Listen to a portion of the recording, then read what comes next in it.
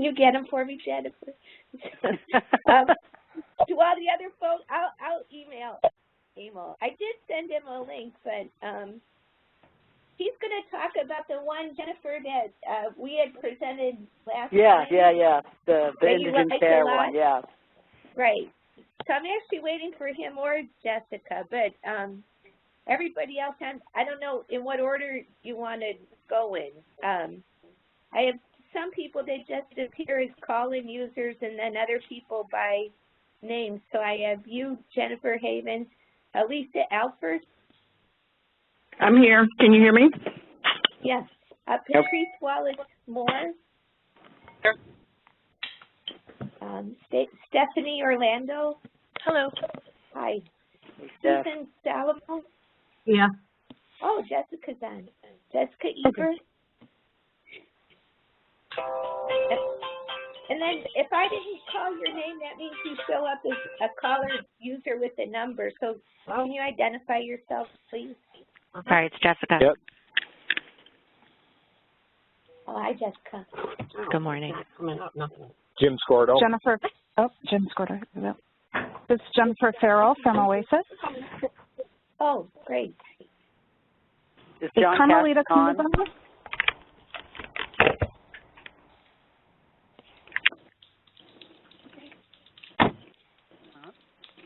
Is there anyone on who hasn't identified themselves yet? Carmelita Cruz should be on. I'm sorry, I think I heard two people at the same time. Yep, go ahead. Carmelita Cruz needs to be on from Oasis for regulation. Okay, Carmelita. Patrick, did you send Carmelita? Hi, it's Carmelita from Oasis. Awesome, thanks.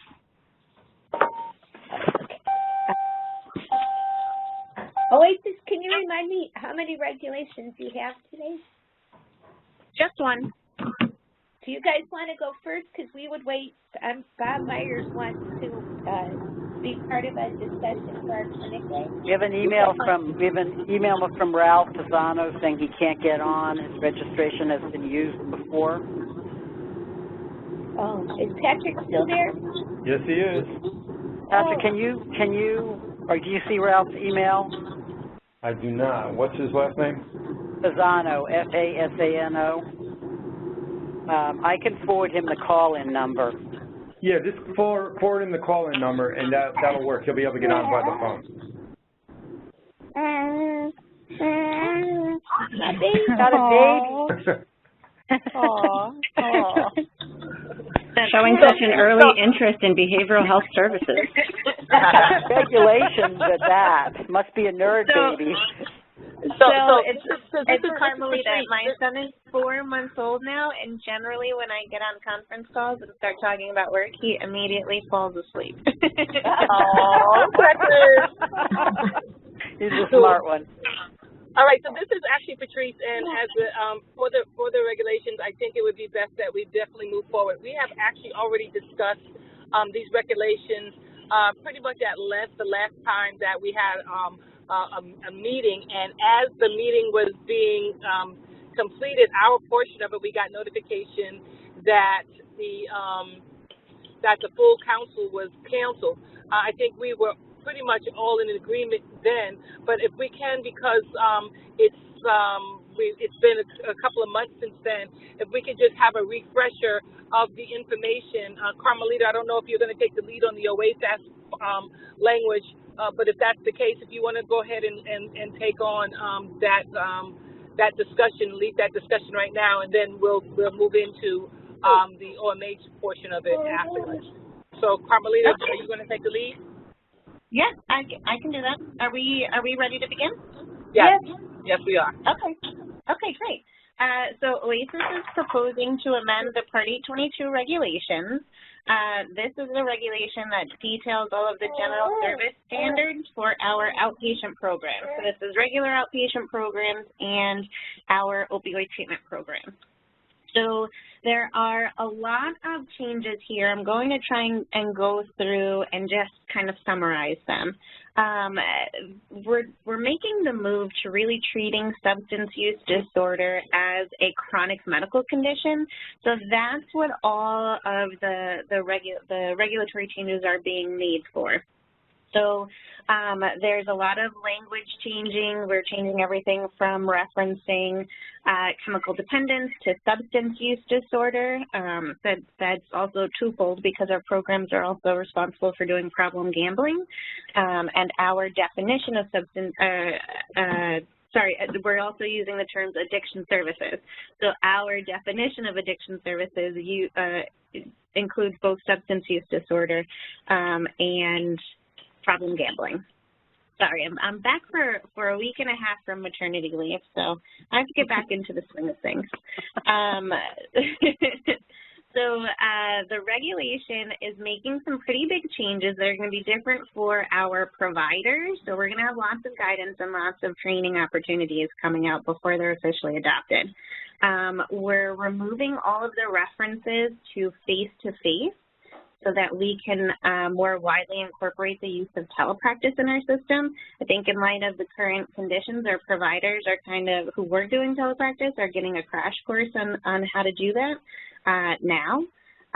We're also, we've included a definition for progress notes and really changed the way in which treatment planning is going to be done. So we removed all references to the number of days that a treatment plan needed to be created within upon admission, the number of days that providers will have for getting a treatment plan signed. There's going to be lots of guidance and lots of training coming out for our providers with Pat Lincourt's team in the addiction treatment division at OASIS that really talks about the expectations for the new guidelines around treatment planning, how that should be done, how treatment plans are going to be updated with progress notes instead of having these static kind of day limitations on when treatment planning is expected to be updated. And then in addition, we have some changes on the OTP side. We've added in references to the waiver language that OTPs can get a waiver so that nurse practitioners and physician's assistants can do patient admissions and dosing. I think that's not a new rule. It's just kind of a reminder for our OTPs that this is a possibility. It helps with, obviously, the staffing end, which is difficult for all of our programs. Some language around tapering. This is, again, just another reminder to the field that medication-assisted treatment is really the standard of care, and opioid taper should only be conducted when it's medically appropriate. And then some additional language clarifying the expectation around take-home medication, and that patients should really be receiving take-homes if they meet the federal criteria. And otherwise, if folks are still coming in, instead of getting a take-home, the expectation is that the providers are really documenting that and the reasoning for that in the patient record. There's one more big change that's applicable. OASIS outpatient programs have a requirement that if patients aren't, if they have no contact with patients for 30 days, they have to be discharged unless they can document a reason for why that discharge shouldn't happen. The federal rule around that is really the 30 days is the expectation unless the state provides its own time frame. So we are now providing a time frame of 60 days so that we can extend that period. And that'll be a kind of a big change for our field too. So that's kind of a summary of all of the changes that are included in the regulation. Great. Are there any questions? I had some specific questions about some of the language in the document. I don't know what. Sure, go ahead. So the first is on page 2 to 3, where it says section. What is it? It's 822.1, and then section J of that, which is on the bottom of page 2. This is Section 3.5 of the MHL providers that a controlled substance designated by the commissioner as appropriate for such use may be used by a physician to treat chemically dependent. Throughout the remainder of the document, when you talk about prescribing, you talk about physicians as well as nurse practitioners and PAs. I don't know if you meant to just talk about physicians there.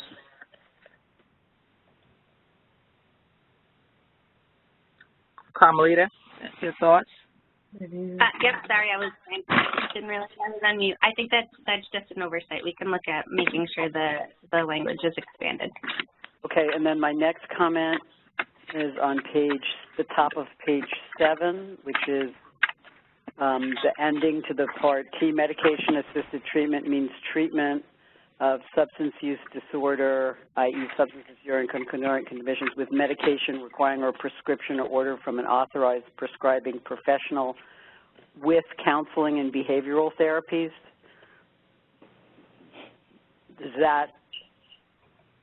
That's confusing because are you saying that that's part of medication-assisted treatment, counseling and behavioral therapies?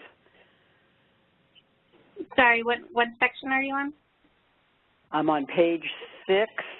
It's in the definitions, 822.5, and it's T. Medication-assisted treatment means treatment of substance abuse disorder and concurrent conditions with medications requiring a prescription or order from an authorized prescribing professional with counseling and behavioral therapies. Okay. So I see where you're at. I mean, maybe that's the mandatory part of medication-assisted treatment, but it didn't seem to me it always was. That you had counseling and counseling, obviously, but behavioral therapies. Mm-hmm. Patrice, does that make sense? So Go ahead, Carmelita. Okay, so I was just going to say this is a recommended edit that came from our medical director. Is it more appropriate to stay with counseling and behavioral therapies as medically appropriate or as clinically indicated? Yes. Okay. Because there are times when you're not, you're always doing counseling, but, behavioral therapies implies something that sometimes people are just getting their medication. Okay, so we can add that language as medically appropriate. My next comment is on this page 7, which is also in the definitions. It's Z.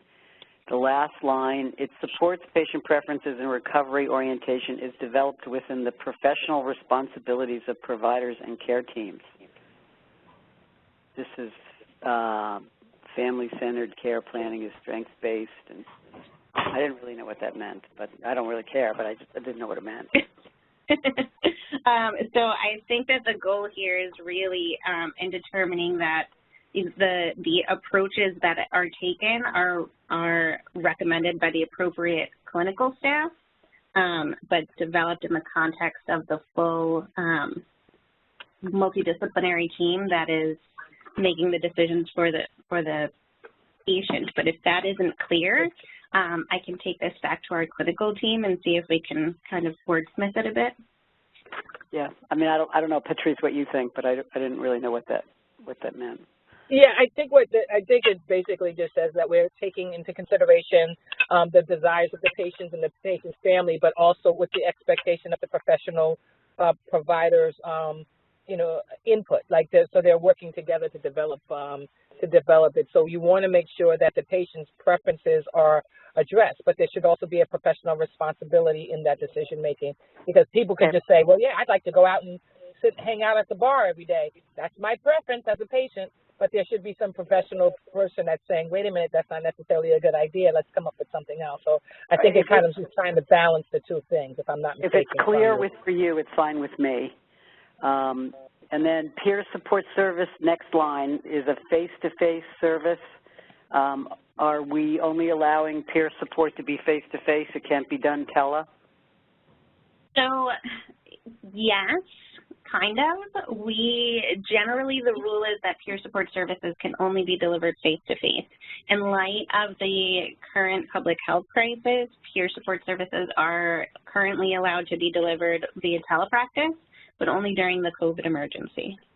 So why don't we just put in parens unless otherwise specified? Sure, we can do that. Okay. I love what you're doing with the treatment plans. It's very creative. We'll talk about that when we get to the OMH side. This is, where are we? Page 8? Are you page 8 or 9? Yeah, I have a page 8. question about the peer support. Why is that only allowed face-to-face? So the decision was made internally from the clinical team that the intent of the service delivery, what's entailed in the work between the peer advocate and the patient, is really something that should be done face-to-face. Right now, it's an agency determination, so, you know, there's a chance that it could change in the future, but right now the agency is saying that it's really a service that needs to be delivered in person. So, like, a lot of times the peers might also be contacting people by phone, and that's what I was thinking. That's a very valuable asset, is for them to be on the phone, reaching out to people and checking in. So that's the reason why I think that's being questioned. Yeah, and also that can be done. It just can't be. It just isn't billable. So it's not as if those providers aren't taking those actions, but it's not a billable service. But I think that becomes the issue, because if we're only allowing it to be billable if it's done face to face, even though a lot of that other service and support is done, agencies, you know, can't be reimbursed for it. So I guess I think I know we're dealing with a pandemic right now, but I will tell you a lot of support is done via phone, and I will also say some of it is, you know, now, you know, especially younger people, you know, there's a whole lot of, you know, texting that's done that's very important support that is done. And I just think that's a bit short-sighted to only look at it as a response to the pandemic, because a lot of the things we're doing now are really things probably we need to maintain to really provide, you know, larger options of ways in which we can support and entities can be reimbursed. Yeah, this is Stephanie. I remember, though, when we were working on even making youth peer services billable, that the texting stuff is really hard to quantify, and there's just no way we could get it through CMS is really what we were told. But I'm more concerned now, too, with the video chat, like, capability, and you know, I think there's a lot of services, especially in the rural areas, that we could be providing peer support for that would long term. And I'm hoping that this period with COVID, like, proves that to people. Like, we can substantiate it. We can talk about how it's leading towards their treatment plan and their goals, and it's effective. We can reach a lot more people that way. But, you know, I know there's been a lot of resistance historically, not only from the agencies, but from the federal government in making those services billable for peers. And going back to your point about texting not being quantifiable, I disagree in a sense, because there's a recording in the writing. So anybody could actually take up the writing that's from the text messaging and actually insert that as a communication back and forth between the peer and the person receiving that particular support service. So but I still think that they look at it like you can't tell how long it takes to write a text. Like, most of our stuff is billable in 15-minute intervals. So, but Steph, if you leave texting out of it, and I agree, texting's like the DBT teams are totally dependent on texting, but you can still do video visits that are quantifiable, durational, and documentable for any clinical person or any peer. It's the same practice if you're actually. So I agree. I think it is short-sighted. I understand why people would be worried about it, but if we've gone through all the trouble to certify peers and train them and make them document, why are we limiting their access? And access and their ability to be reimbursed, which really, and I definitely want to echo, you can actually serve a lot more people. If there are times that in between that you are doing, again, it's not to say that face-to-face is not important, but, you know, if you can't reach everyone, if you're not able to be reimbursed, it just makes it, you know, it's just a nice to do. Well, if you look at the second sentence in AA, it says peer support services are services for the purpose of outreach, for engaging an individual to consider entering treatment, reinforcing current patients' engagement in treatment, and connecting patients to community-based recovery supports consistent with treatment and discharge plans. And so all of those technologies are ways to do those. And if they're leading towards the person engaging, entering, reinforcing their engagement or connecting, then it's actually met its goal, and it's somewhere along the line there should be some level of billable service that comes with that. But we've got this here. I think if we have, unless otherwise specified next to it, which is, you know, which doesn't have to be COVID, it could be any other reason that is otherwise specified. So if the commissioner or if somebody comes back in later on and says that these are billable services, then we don't have to go back and change the language.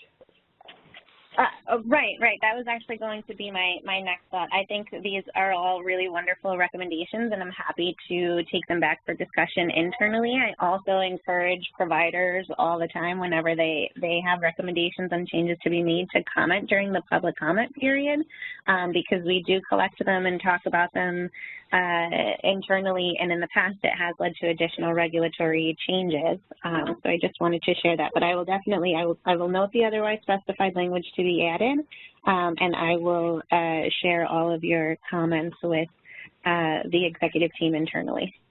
Great, thank you. Thank you. Jen? I have more comments if I can keep going. Go ahead. On page, what is it?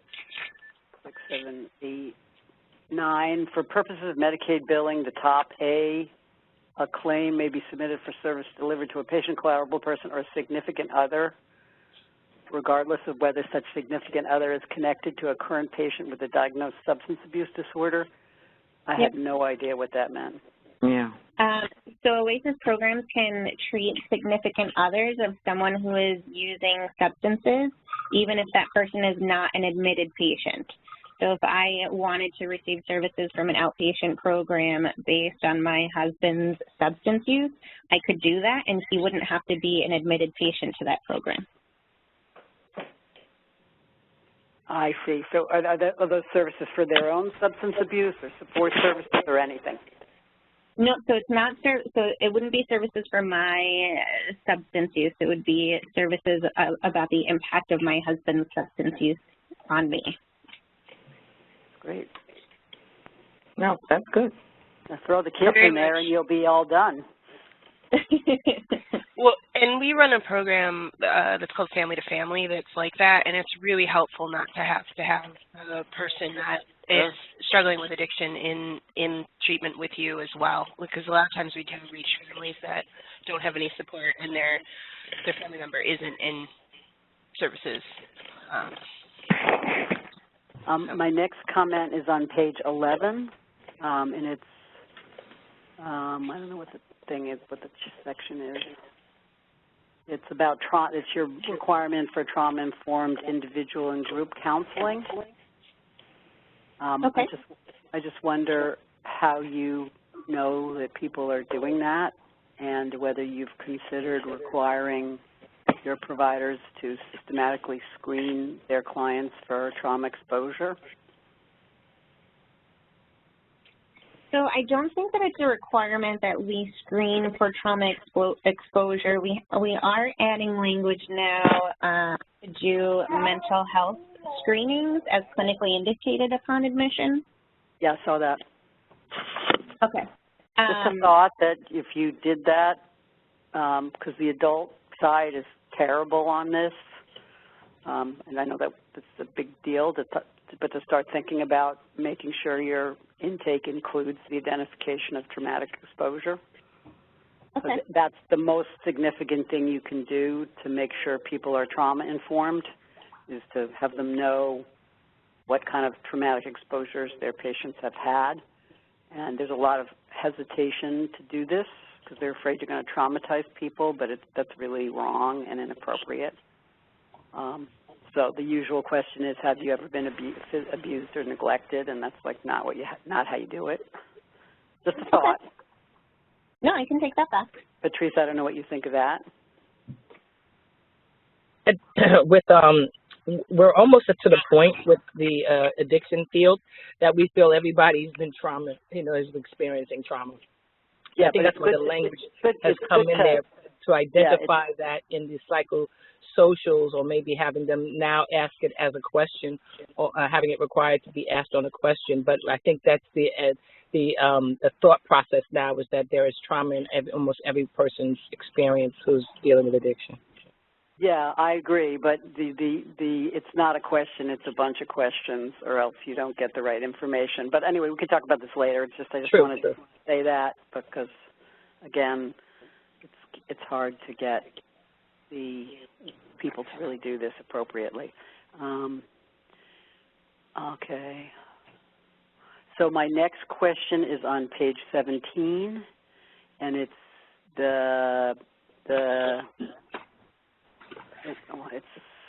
it's for an patient being admitted to an OTP must be documented to have a minimum 12-month opioid use disorder confirmed by a complete physical examination. I just don't know how a physical examination actually confirms the opioid disorder. That doesn't make, I can see that you'd want them to have a physical examination, but isn't the confirmation of the duration of someone's opioid history from, a diagnostic assessment, not a physical exam? I see what you're saying. Yeah, or what are you looking for, like old needle marks? No, yeah, I get what you're saying. You can say accompanied by a complete physical exam. Right. Yeah, so I think both of those are requirements, and this language hasn't changed, I think, in a while. So we can look at that. So the requirement that there be 12 months prior opioid use and a physical examination, not necessarily confirmed. Maybe the language, instead of saying confirmed, should be accompanied by a complete physical examination, and I think it would be sufficient instead of confirmed. Okay. Yep, we can do that. My next comment is on page 19. No person under the age of 16 may be admitted without the prior approval of the office. Okay, so you could do that if you got prior approval. Correct. Okay, we don't have a lot of those kids, but when we have them, they need care. There's also certain federal regulations for treating those younger people with the OTP, so you have to follow those too. Again, I'm on page 23. I want to applaud you on your creativity with the treatment plans and integrating that in the ongoing documentation as opposed to that stupid thing we always had to do. And then on page 24, pregnancies, treatment and recovery plans, M. If a pregnant patient refuses, the program should also offer to develop a plan of safe care with the patient and anyone identified by the patient. Such offer should be noted in the record. What are you talking about? The safe care of the child? So there are new federal requirements that the state has that are slowly being rolled out, I think, in each agency. OASIS issued a local services bulletin, I think, in the fall last year, about it's not a mandate. Yes, it's not a mandate, but there is a requirement that our plans, when they're working with pregnant women, are offering to develop a plan of safe care with that woman. She should also be getting that offer from, her OBGYN or any other healthcare professionals that are treating her on the health side for her pregnancy specifically. So it may not be something that our providers really have to develop, but it's really all about just making sure, if she's got medication, if she's receiving medication-assisted treatment, that her OBGYN and birthing hospital are all kind of working together to make sure they have a plan on providing healthcare services appropriate for the woman, and then also if there are any additional needs for the child after birth, those would be addressed as well. Yeah, okay. So there's lots more information that will be coming out, I know, on the Department of Health side. That's really important, yeah. We used to do that in HIV where we had permanency planning. We need relapse planning for moms so they can keep their kids. Right. Okay, that. Can I ask a question on page 20, number 2? At the top, it talks about in order to provide the first medication dose a patient must have, there's an in-person evaluation including a complete physical evaluation. I'm just curious, has any of that been waived in the situation that we're currently in? The in-person on the OTP side, in order to admit someone and treat them with methadone, those requirements have not been waived. They have for buprenorphine induction. We're now allowed to do initiate buprenorphine with patients using telepractice, also using telephones, actually. That guidance came out from the feds like 2 weeks ago, I think. But in terms of methadone, you still have to see someone in person. Okay, thank you. And we're running a very successful virtual bupe clinic at H&H. Oh, that's great. Yeah, which has allowed us to really engage people we wouldn't otherwise have engaged. I just heard about this morning. Getting 1 or 2 new patients a day, all virtual. That's wonderful. And Oasis actually has a list of providers and independent physicians who are doing bupe virtually on our website, so I'll check and make sure that the H&H system is on there. Yeah. Carmelita, I've got a question on page 3 of this document. It talks about providing services within local correctional facilities.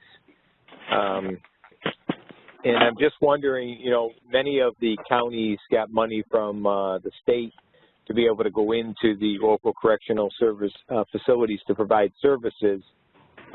But we don't dictate, you know, what type of medications for opioid use or SUD are offered. And the way it sounds is that the expectation is that there should be MATs provided within that local facility. I guess what happens if it's not, and that facility is not providing methadone?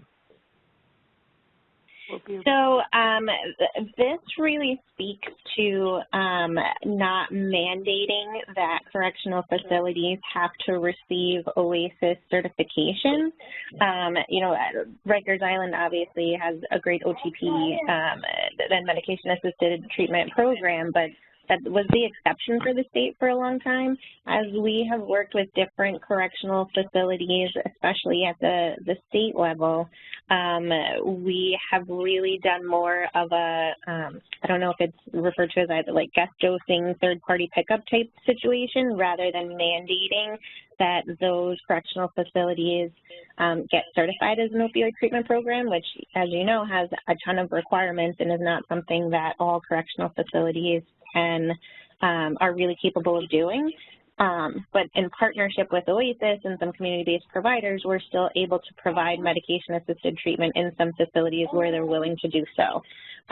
Unfortunately, you know, we can't mandate that a facility provides specific medications. We can just partner with them if they have a willingness to do it. In terms of the funding that was available, some of the funding was distributed to local, to counties for the provision of medication-assisted treatment in local facilities, but there's kind of 2 groups. The larger portion of the funding was just for substance use disorder services, not necessarily medications, so it could include medications. And then there was an additional $1 million that was added last year, and I actually don't know if that was distributed or who that was distributed to. That was specifically for medications, but again, it didn't mandate either methadone or buprenorphine were used. I think it was just if you're going to use medications, we have some additional funding here to help support that. Okay.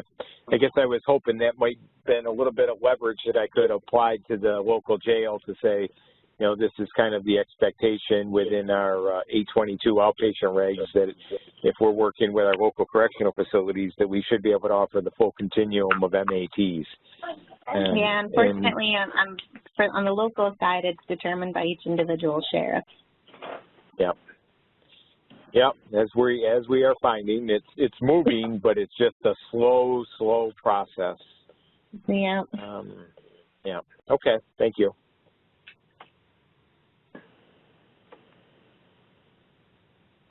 I'm done with my comments. Congratulations on some wonderful work. Great. Does anybody else have any questions for Carmelita? Again, I think this was a lot of work. I know Rob and I had reviewed it before. The question that I have is that have there been things added to this since we had the last meeting, Carmelita? Do you know? I don't know. I don't think so. I think that there were a few things that needed some like clarifying language, but nothing significant was changed. Okay. All right. So if I'm not mistaken, we're not going to be voting on this on the full council. So we're voting on this call. Is that correct? Correct. Okay. So are there any other questions from any of the council members, the subcommittee members, in reference to this particular regulation, Part 822? No. No. Okay. So do I have a motion for this to be approved by someone from the committee? I also move that, Jim Scordo. Second? This is Lisa. Susan Salamone. Okay. Okay. So since we have so many of us on the call, I'm going to do ayes by one person at a time. So I've got a first by Jim, a second by Sue, Jennifer Haven, Dr. Haven. Yes. Yes. Stephanie. Are you there, Steph? I was double muted. No, okay. So Stephanie, you give me a thumbs up. Yes. Okay. Let me see. Who else do we have here? Lisa. Lisa, how you doing? Very good. Yeah. Favor. In favor? Yes. Kat, are you there? John Kat, are you on? Any other regulation committee members on to vote? All right. Do you have a thumbs up from Patrice? So all in favor have said aye. Is anybody opposed? Anybody abstaining? All right, so this one has been approved. Carmelita, great job. Give that really cute baby a hug because he looks so adorable every time I see a picture. Thank you so much. And T is next, right? Did T have her baby yet? T had her baby. She was, I think, 5 to 6 weeks early, but she's doing very well. And she had a girl or boy? She had a girl. Her name is Zoe. Great. Oh, good. See, now you guys have just created your future husband and wife scenario, you know. I know. All right, then we all set for OMH presentation. For Part 14 NYCRR, Part 599, in indigent care. Who's going to lead that presentation? Patrice, can we do it in the other order? Can we do the treatment planning one first? The treatment planning? Okay, sure. 599.10. Yes. Yeah, because I just want to be able to think about the synergies and lack thereof with OMH and OASAS. Okay, so 599.10. Take it away. Is this me, Nance, or are you going to take it?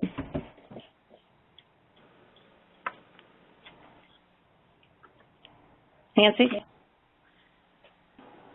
Jessica, go ahead, and if Nancy can pick it up if she comes on. I don't want to step out of turn. Okay. Sarah, are you on? Yeah, Jessica, I think it's fine to go ahead. And then okay, Stacy cool. has some information as well. Thanks. Stacy Hill? Correct. Yep. Yeah. Oh, okay. Hi, Stacy. I'm sorry I came on a little bit late. It's been a crazy morning. Oh, sorry. Can you hear me now? Yes. Oh, Nancy. You want me to talk about this regulation on this call this time? No, Stacy was going to start off with the treatment plan. Okay, I just wanted to make sure. I'm here though. Go ahead, Stace. Great. Hi, everybody. This is Stacey Hale. So I just wanted to talk a little bit about some of the proposed regulation changes, which are meant to really provide regulatory relief, which we're hoping allows for increased emphasis on engagement for individuals, as well as increased attention on recovery and wellness, to move away from really feeling like we are treating the chart instead of the individual. So we're thinking that these changes will allow for more flexibility in development of the treatment plan, a more person-centered approach, a smaller and more focused treatment plan, decreased documentation burden, and decreased staff burnout and turnover, being able to do more meaningful work and less focus on paperwork. So I'll get into what some of the changes are, and let me know if you have questions. So you'll see what some of the work that we did was reordering of 599.10 treatment planning section to really make it clearer. We changed the flow of it. So some of it is just moving things around, not necessarily change of content. We also aligned the language regarding fee-for-service and managed Medicaid to match throughout the regulations. Previously, it was stated just slightly different in each area that it was mentioned, and so we aligned it in each section so that it's stated the same way. We clarified required areas of the treatment plan to align with CMS standards, so we pared it down just a little bit. We changed the time frame for treatment plans, which is a big area, making it so that treatment plans should be done based on clinical determination, but no less than annually. So that's a change from the 90 days to yearly. Thank you. We also clarified signature requirements for treatment plans. So treatment plans only being required to be updated where there are new services added, service intensity is increased, or as necessary as determined by the treating clinician.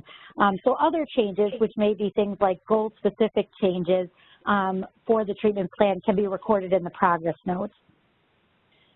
Removing a requirement that the patient sign the treatment plan.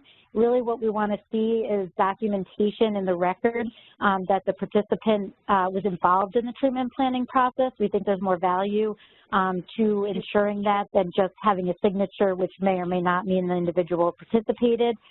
And in including initial treatment planning and treatment plan reviews documented in the record clearly what that participation is for the individual.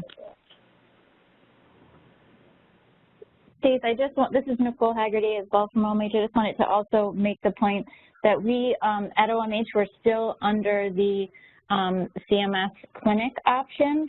So this is sort of part one of some of the changes we're hoping to make that will also better align with the OASIS regulations. They're under a different SPA authority at this time, so there's a little bit more flexibility for OASIS regarding the treatment planning section than we have now, but we are hoping to get to that same place so that we can also align to the best of our ability. Great, thank you, Nicole, because that was an important part as well. So this is great, thank you. Can I ask a couple of questions, Jen Havens? So I assume the Medicaid fee-for-service specificity has to be done within 30 days, has to be signed by a psychiatrist, is related to CMS? Correct, and our hope is that, yeah, correct. Because it looks to me like you're giving other payers a lot more flexibility. Yes, my understanding is that because managed care has the utilization management process, for authorization, that there's a little bit more flexibility with the managed care organizations to be able to change the signature requirements. And it does affect, obviously, whether you're serving somebody fee-for-service or managed care, but it's felt that it's still a value to the clinics to be able to differentiate between that when they can. So we did want to note that in there, which is that is not a change necessarily. That was there previously. We just changed the wording to match throughout the regulation. I have another question. So we still have to if there is new service added or service intensity is increased, we have to redo the treatment plan? Correct. It would be an update to the treatment plan, so it would be considered a treatment plan review. Right. But you don't feel comfortable with just leaving that in the progress note? Because in the end, we're also saying the progress notes are... Because we're under still clinic option for CMS, that the signature is still required in relation to the medical necessity for the services. So that is requiring us to keep that part, but our hope would be to move in the direction and more similar to how OASIS is doing it. But yeah, for now. You know how I see this? I see this as a parity issue. That the documentation requirements for mental health are so out of line with what they are for medical care because of CMS. Can people hear me? This is Bob Myers. Hi, Bob. Hi, Bob. Oh, hi, Jenny. Yes. Actually, the point you're making about parity, there was a really good letter that we used to help guide us here that from the American Association of Community Psychiatry that actually made the parity point. The problem we're having, as Nicole mentioned, is that since we're still under the clinic option is more rigid about the physician's signature. So this is step one to move us in the direction we want to go. And we're starting to work on a state plan amendment to move clinic from the clinic option to the rehab option like OASIS has. And once we do that, we'll have the additional flexibility. So it's kind of like our counsel's office advised us that this was as far as we could go when we're going to get the clinic option, but that will have the additional flexibility to do what some of what you're suggesting once we get it to the rehab option. Yeah, this is really, really helpful and really valuable because one of the demoralizing things about working in OMH clinics is all the silly stuff we have to do that's not relevant to patient care. So it's good to at least be able to communicate that our agencies are advocating to focus more on the patient and less on the chart. The other thing, Nicole, when we talked about this in guidance that we're going to be issuing, didn't we talk about putting in guidance that the initial plan be as written as flexible as possible, like in terms of the number of visits not being so rigid, but saying up to so many, so that the physicians actually, by signing it, has written a more flexible order. So if intensity needed to be increased, the wording would allow it up to a certain point. Wasn't that some of your thinking? Yeah, that's right, Bob. We were gonna. Sorry, go ahead, Nicole. No, go ahead. Go right ahead, Steve. No, I was going to say, yeah, that's what we're going to do. We're going to put into guidance so that it allows you to say that it's recommended for at least once a week, psychotherapy, and that would allow for some flexibility so that it's not saying once a week psychotherapy. It's allowing for, if you had a week where you needed to provide psychotherapy twice for somebody, that you could go ahead and do that, and that wouldn't impact needing to change or update the treatment plan.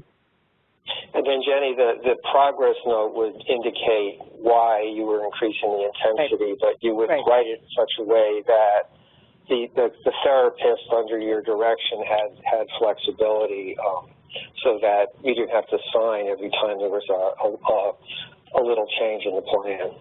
Yep, that's great. And one of the real challenges, for example, in school-based mental health, where it's largely a social work workforce and there really aren't psychiatrists, is, you put people in a position where they're signing a treatment plan because they have to, but they're not really involved. So, moving away from that would be really good. Can I just add something else? This is Jessica Eber from the counsel's office. There was a statement made a little bit earlier before you spoke, Bob, about redoing the treatment plan when it needs to be changed pursuant to that subsection E, right, when it needs to be formally updated and have it signed off on. I'd just like to point out that, this really is a more significant change than it might look like.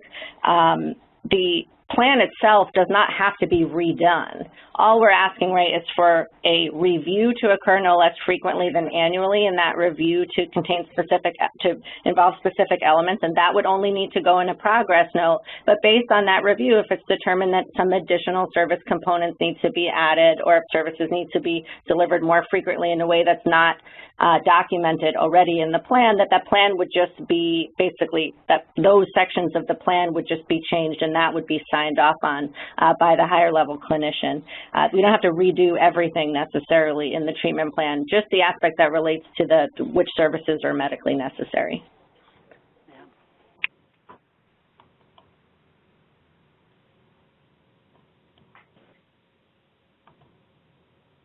Sounds like, does anybody else have any questions in reference to this?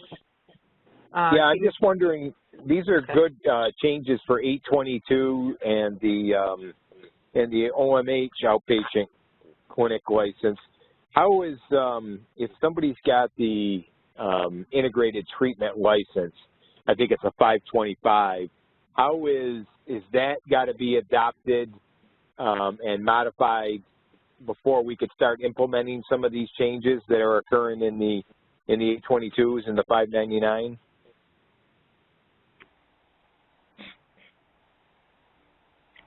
So I think 598 actually incorporates the parts of 599 by reference, but I'll take a look at that. It's Carmelita. I was just thinking the same thing, but I agree. We'll take a look on our side as well. Well, that's an interesting question. So if we're doing behavioral health in primary care, so in an Article 28 setting, we're not documenting to the OMH standards. They don't have treatment plans in the primary care chart. Oh, you meant under Title 10, 525. Well, I don't know what the numbers mean. I'm just talking about I don't know all the numbers like you guys. I'm just talking about, when we do integrated behavioral health in primary care, we don't document the OMH clinic standards. There aren't treatment plans because that's not part of the article. There's a problem list. That's the Article 28, but there's not a treatment plan. Right. They're licensed differently, so that makes sense. Right. Yeah. And that's one of the advantages of doing mental health in primary care, frankly.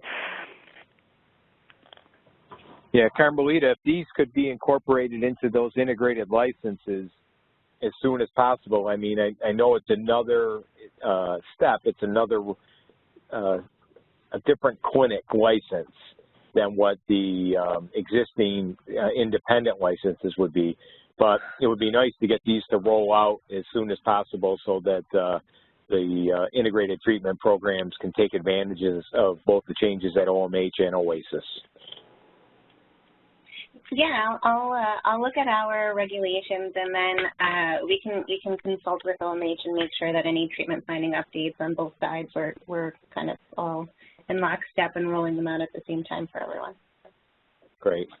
And then I just wonder, with the full council not meeting, how, what's the process? I mean, our committee today has approved the OASIS ones, and I'm assuming we're going to do the same with the OMH. But what's the process and timeline to get that? I'm assuming it still needs to go in front of the full council before it can move forward with the next steps? So it doesn't. It's Carmelita again. The bylaws allow the committees to vote to move things when the full council isn't going to meet for a period of 60 days, I think it is. So for the regulations committee specifically, the members can vote to move these regulations, and then the agencies, we will now have the ability to move forward with getting them published and out for public comment. That's right. So that's exactly why we did the question I did on the first one. So that's why we could vote on it. And plus we have a quorum with our committee right now. So. That's awesome. Okay, so do we have any other comments on this regulation? Yes, I have one comment. Can you hear me? I have two people talking at the same time, so go ahead. Stephanie? Yeah, my big comment for this, and I'm sorry, I keep getting distracted during this call. That's the downside of virtual working, is that people think you're accessible all the time. But the main thing that my comment is for this is just there's language in here that it takes away from like what I think in terms of person-centered, like actually driving their treatment plan. So like for instance, it says the clinician decides when. It doesn't leave room for the person to say, I want to update my treatment plan. And then, you know, I see that it requires the clinician signature, but not the individual's that I'm reading. So I think there, you know, to me, it come from the school of thought that your treatment plan should be driven by the individual. And I don't know that the language really, to me, this looks like it's all driven by the clinician. Oh, can I comment on that? This is Nancy. Yeah. We wanted to make a change to, and I think this follows what you're saying. It's not in the draft that was sent to you guys, but under treatment planning C5, we're going to change it to read, instead of the recommended clinic treatment service, it would be the recommended and agreed upon clinic treatment service, which incorporates and identifies that the recipient was also part of creating the treatment plan. Yeah, because I think the more you can look at, and I can maybe look in more detail at different places to put this language, but like I really appreciated too the effort to put treatment plans in people's own words, and I saw the children's hospitals really doing that and making an effort, and I think clinics can be looking at that too, whether you're adult or child. Like, do you understand what your goals are? Are they in your language, or are they clinicians' language that really isn't something that you buy into as much? Like, to have that personal ownership, I think, is really important for a treatment plan. This is Stacey. Oh, sorry. Nope, we're probably going to say the same thing, but this is Nicole from OMH. So this is sort of like a phase one of the changes that we'd like to see in our clinics, and we hope by doing things like making these more succinct and focus on the individual's identified need, which is literally only part of what we see as a kind of training or retraining clinicians about true person-centered work by, as a part of, but not necessarily something that would be reflected in the regulations. We are trying to make regulations provide and allow for a structure that includes the relief from a documentation burden standpoint, but by no means would limit the individual's participation. Quite the contrary. We may loosen things like the individual has to sign every single treatment plan in 90 days, but we are absolutely encouraging that this work is done along with the individual who's driving that plan of care, and that the participation may be more appropriately documented in progress notes or in other areas of the chart that shows that the individual is an active participant. So yeah, I think that is a part of sort of a broader shift that we hope to make, and certainly aligned. Yeah, I just think that the regulation needs to like, where you can strengthen it with a word or two, like you mentioned earlier. I think that should really be done, because people always look back to, well, what does the regulation say? And if the regulation is pushing that person-centered viewpoint, then it'll reinforce what you're training. It doesn't have to be like a whole overhaul or anything like that, but just thinking through, hey, where should we really put in a little bit more of that onus on the individual. So Nancy, this is Bob. The language change that you suggested, we're going to put that in the reg that we actually put out for comment and then promulgate. Is that what you were saying? Yes. All right. So let's just make it clear to the members that what they're voting on is going to be the version with the wording you said. So could you just restate what the wording is? Oh, sure. So number 5 would now read the recommended and agreed upon clinic treatment service and the projected frequency and duration for each service.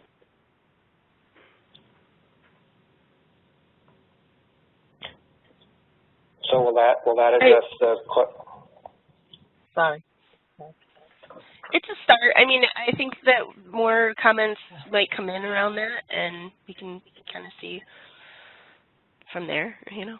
I wouldn't prevent us from moving forward based on my comments. I just wanted to get them out there. Appreciate it. It's a good point, and again, I'd like to have language in there that does address it, so that that the language is flexible enough so that we could accommodate the comments. And Nancy, you had said, first time you spoke, you had said that there was kind of an agreement on the plan, right? There was wording in there that talked about agreement from the consumer, right? Right. Okay. All right, so we'll make that change, and so basically what you'd be voting on would be the version with that language in it. Thank you. That's good. That's good. If we can make those adjustments, that would be great. So with that being said, I want to present this also, 599.1, as a regulation to be approved by the committee. Do I have a motion to accept this regulation? I so move. Second, do I have a second? Do I have a second? This is Lisa. I second Susan. Susan, second. Okay, Lisa, what is your vote? In favor. Stephanie? In favor. Jim? In favor. Patrice is in favor. John, are you on? I don't remember. I thought he was on early, but not. Okay, so with that being said, all are in favor. Are there any abstentions or any opposed? So this has been presented by OMH to the committee, and it has been approved. Thank you, everyone. And we are now moving towards indigent care, Part 599. This is Bob. I missed the very beginning. I'm sorry. So we did work out that under the circumstances we're under now, that the committee vote moves it forward, right? It covers it for the council. Is that what you were saying earlier? Yes. Good, great, thank you.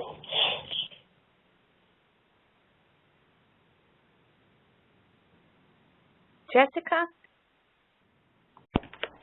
Hi. Hi. Want to do indigent care? Sure. So we actually talked about this the last time that we met, and our CFO Emil was on and, answered. We had a very interesting discussion, at the time about these issues. So I think I'll just do kind of like a brief summary in case there are folks on, I apologize, who maybe were not on the phone at that time. And our hope is that the committee will continue to be supportive of this initiative. So the changes that we're proposing to make, again, we're in Part 599, which are OMH's Clinic Treatment Services regulations. We are proposing to make substantive changes in predominantly the indigent care program section to ensure that our licensed clinics are prohibited from discriminating against individuals based solely on their lack of creditable coverage or a means to pay the clinician's rate or sliding fee scale. And then additionally to establish a methodology for computing when a clinic treatment provider should be required to enter into a compliance program for indigent care with the Office of Mental Health.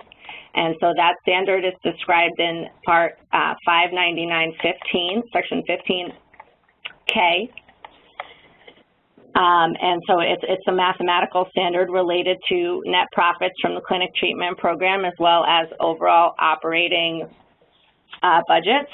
And if it's the case that a provider meets what's a very high standard, in fact, for profitability, the provider will be required to enter into a compliance program where we will work collaboratively with the provider to figure out how they can help the state and all the other clinic treatment providers in the state to make sure everybody gets the services they need regardless of their ability to pay.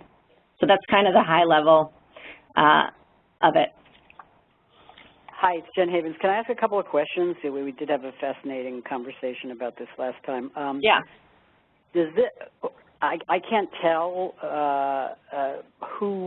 does this apply to the Article 31 services and not the joint Article 2831s? Right. So it's only the Article 31s that are getting into the indigent care pool.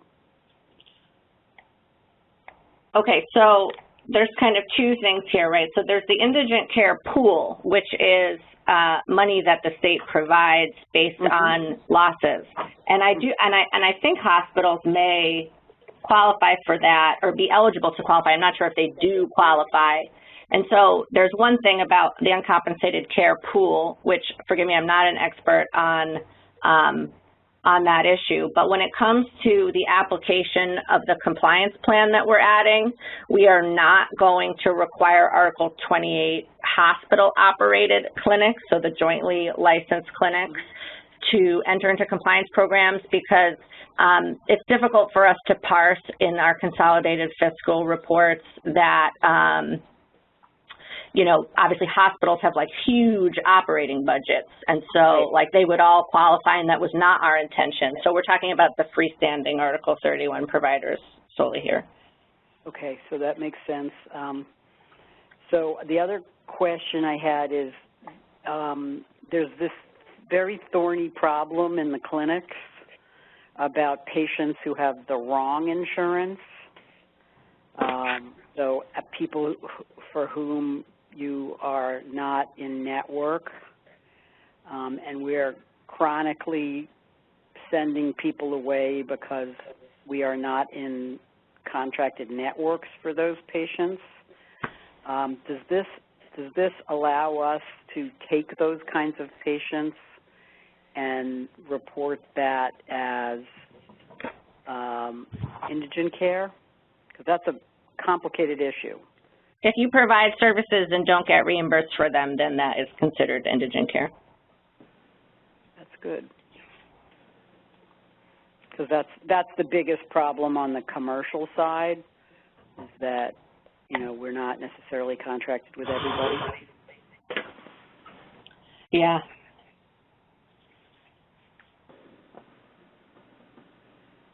So what I find fascinating about this is, at least on the Article 31 side, this potentially gives us information about, on a more, stepping back on a more global level, how our clinics are really doing. Yeah, that's something that the Office of Mental Health has been, you know, studying for a number of years. Right, and we're, you know, I'm just speaking from my child perspective, very concerned about it for the child clinics. Yeah. And just, you know, we're doing a bunch of advocacy through this campaign we have for kids' mental health, and, you know, one real question we have is, are we going to come back from COVID looking even worse than we already did, right? Yeah.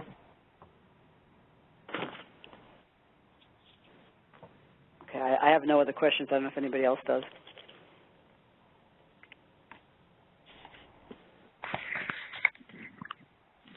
Great. So I don't have any other questions either. Again, I thought this was something that was discussed at length the last time as well. And if there's additional services provided to those who have indigent care needs, I think this is actually a great opportunity for those individuals. So with that being said, do I have a motion for this regulation, Part 14, NYCC? Are there any questions? It sounds like somebody had a question. No, I was going to motion. This is Stephanie. Okay, good. I make a motion for it to be approved, and Stephanie is the first. Who's second? I approve, Jen. Jen approves. Lisa? I approve. Stephanie? Susan? I approve. Jim? I approve. And Patrice approves, so that's unanimous. I don't think there's anybody else that's opposing or abstaining, because all of us have already approved. So again, OMH, great job. OASIS, great job. Thank you. All of the regulations have been approved with great discussion, and thank you for the work that you're doing. And I hope everybody stays safe. Thank you. Yes, thank you. Like, You too. the number of hospital admissions at H&H for COVID in New York City are finally starting to go down. Yay. Oh, thank God. Great. Hey, great news. Thank God. All righty. Well, you guys stay safe. You too. Thank you. Bye. Yep. Bye. Bye-bye. Bye.